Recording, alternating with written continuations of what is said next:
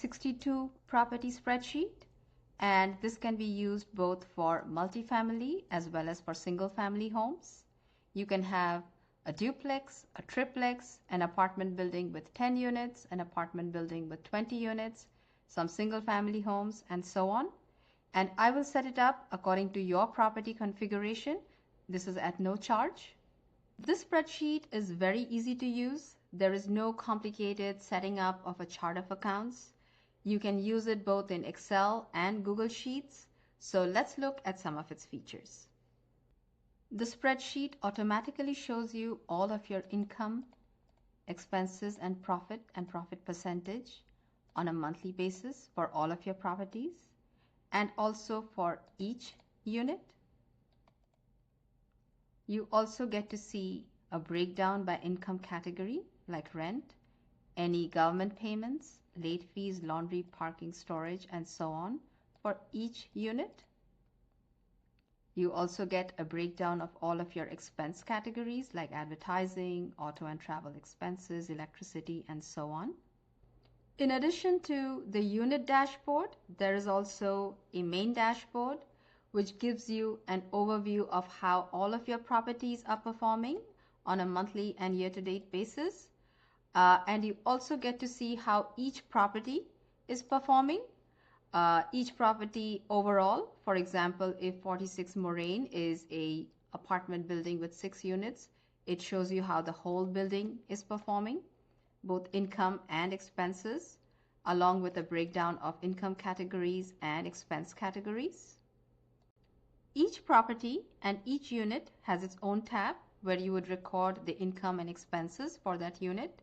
So for example, if 46 Moraine is a multi-unit apartment building, 46 Moraine as a whole would have its own income and expense tab, and you could record expenses for the building as a whole over here, for example, landscaping. Now each unit within that apartment building also has its own tab. For example, 46 Moraine 1, 46 Moraine 2, and so on. And if there are single family homes in your property mix, they would also have their own tabs. Let's look at some transactions in this unit. This is where you enter the due date, Jan 1, the amount due. Then you choose the category, this would be rent, the date you received the payment, and the amount that you got paid. In February, you notice that the tenant has only paid $1,000, and this shows up as balance due, and it also shows up in your balance due tab over here. Now say the tenant is going to pay us the $500. We'll choose rent as the category. The date that we received the $500, let's say this was February 10th, and she's paid $500, that's remaining. You see the balance due now becomes 0. Now let's enter a transaction for March. March 1 is when it's due. The amount due is $1,500. The category is rent. The date that we got paid was say March 3rd, and say we got paid the full amount of $1,500. And you will notice up on top is this mini dashboard which also shows you the income per month. If you receive rent in installments, you can enter that as well. Say for example in April, again the amount due is $1,500, and say your tenant pays on April 1st $500. You see the balance due changes accordingly. There's $1,000 left now. Then say April 15th, she pays another $700. The balance due is now $300. Let's keep the category as rent. And on April 20th is when she pays the remaining $300. Now the balance due is 0. And let's keep the category as rent. And you see for the month of April, your total amount you've received from this tenant is $1,500. Now say you want to charge her late fees for paying the rent late. Say the due date of the late fees was April 15, and the amount for the late fees was $10. We're going to choose the category as late fees. Say the date she paid the late fees was April 20th, and the amount she paid was $10. Now to the right are columns where you can enter the tenant name, start date, end date, any security deposit they've paid, and any notes you want to keep. These are useful if you have short-term tenants. Say your tenants are going to be there for 3 months, 5 months, 6 months. Then you can enter the tenant name. Say you enter start date was say January 1, and her end date is say is going to be March 30th, 31st. And you can keep a security deposit of say 2,000, and you enter that here, and any notes that you like. So you have the text. Now, when you have a new tenant, say in April, you can enter that tenant's name over here, Jones, and you can have his start and end dates, say April 1st, and say he's going to stay there till July 7th. And you keep his deposit of 2,500 over here, and you can keep any notes over here. You can also enter government payments easily. Say for example, in May the amount due was 1,500, of which rent that your tenant is directly paying to you is going to be $500. $500. And you're also going to get a government payment of $1,000. This is how you would enter it. Now let's look at entering some expense transactions.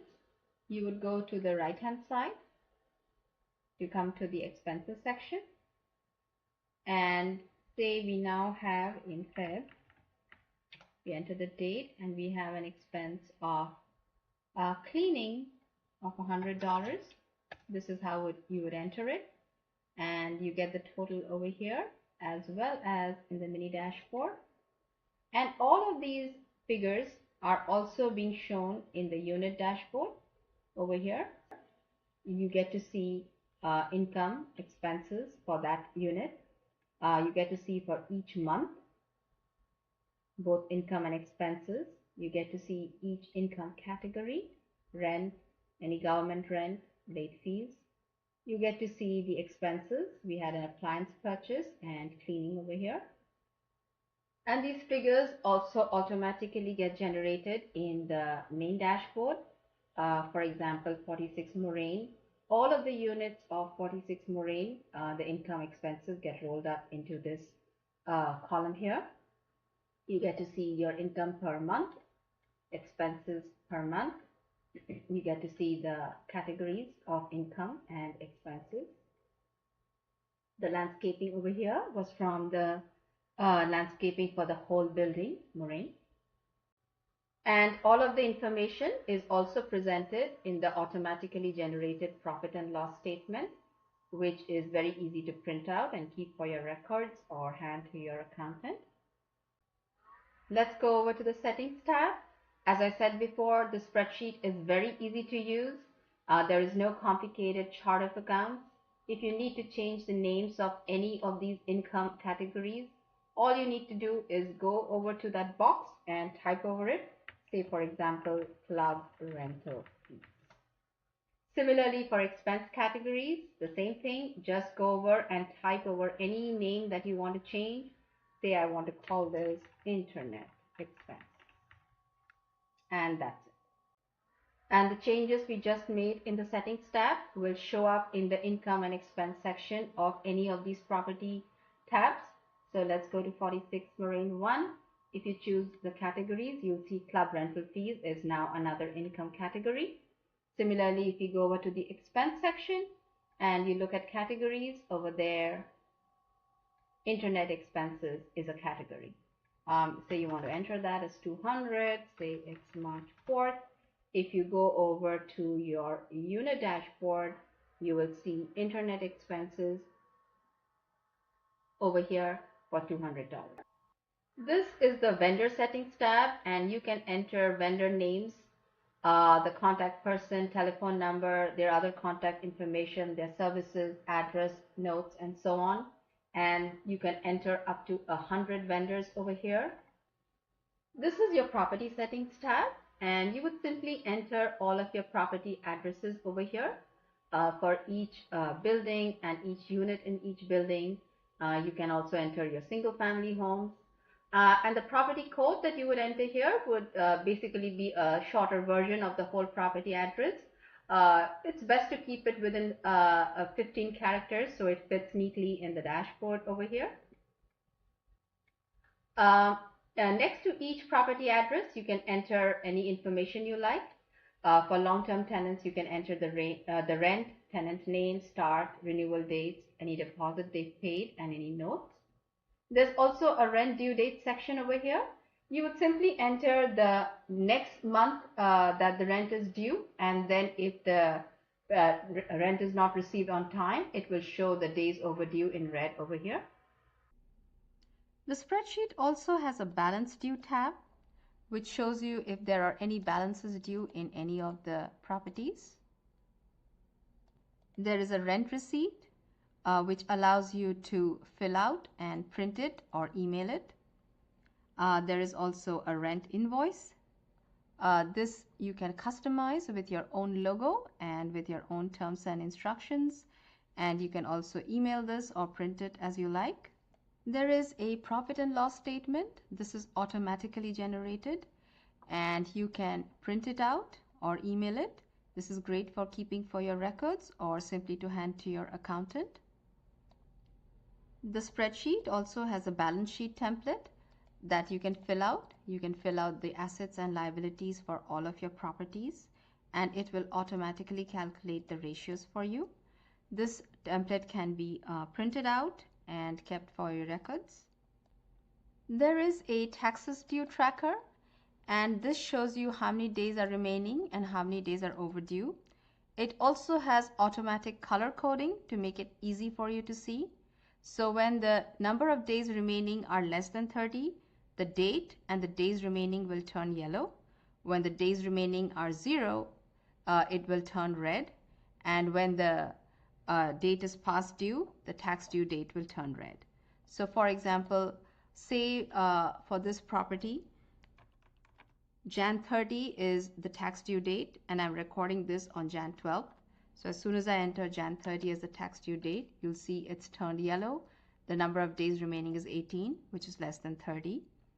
And for this date, it was Jan 3rd, it's past due and it shows you that the number of days overdue is 9 and it has turned red.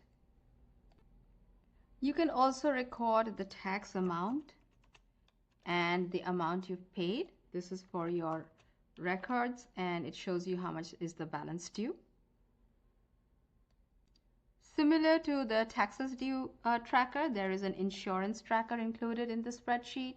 Again, once you enter the due date, depending on what your current date is, it will show you if the days remaining are less than 30 by turning yellow, and if it is past due, it will turn red. Again, this is Jan 12th today that I'm recording it. If this was February, say 17th, it would stay black because the number of days remaining are 36. Now, if I put this as Jan 20th, then you'll see it's turned yellow because the number of days remaining is 8. The spreadsheet also has a maintenance schedule. This has a list of maintenance items which you can customize, and you can simply tick mark against each of your properties as each maintenance item gets completed. I will be leaving a link to the spreadsheet in the description and comment section below. You can find all my spreadsheets at my website moneyusage.com. Thank you so much for watching. I hope you subscribe to my channel so you can see more of my videos, and I'll catch you on the next one.